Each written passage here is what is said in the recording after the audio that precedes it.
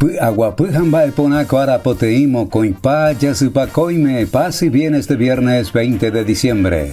En 1932, el Paraguay se retira de la Comisión de Neutrales reunida en Washington. Tras el rechazo de una propuesta por estimar no satisfactorias ni justas las bases sugeridas, el presidente Eusebio Ayala instruyó a que se diera término a la presencia de la delegación paraguaya ante la Comisión de Neutrales. 20 de diciembre, Día Internacional del Museólogo.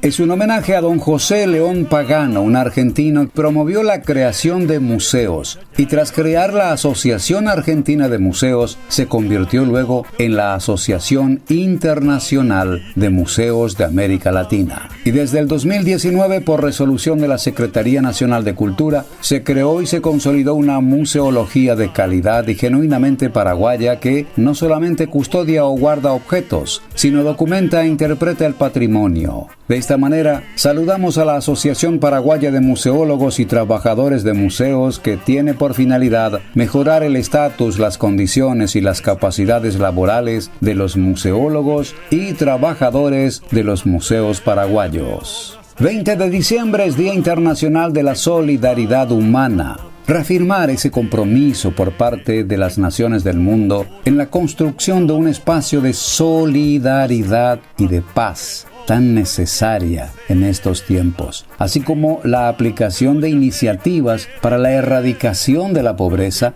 y sensibilizar a la opinión pública acerca de la importancia de la solidaridad como valor. 20 de diciembre en la Argentina es Día del Hincha. Una marea de casi 6 millones de personas recibieron a los campeones del mundo Qatar 2022 y eso recuerdan los argentinos. Día del Hincha. Hoy 20 de diciembre es festividad de San Seferino y Domingo. Y la frase es de Arthur Schnitzler. Él fue un médico, dramaturgo austriaco, nació en 1862, falleció en 1931. Él dijo: estar preparado es importante. Saber esperar lo es aún más. Pero aprovechar el momento adecuado es la clave de la vida. Efemérides. 20 de diciembre Aguapujamba eponame, con paz y bien. Argüello Duñ M.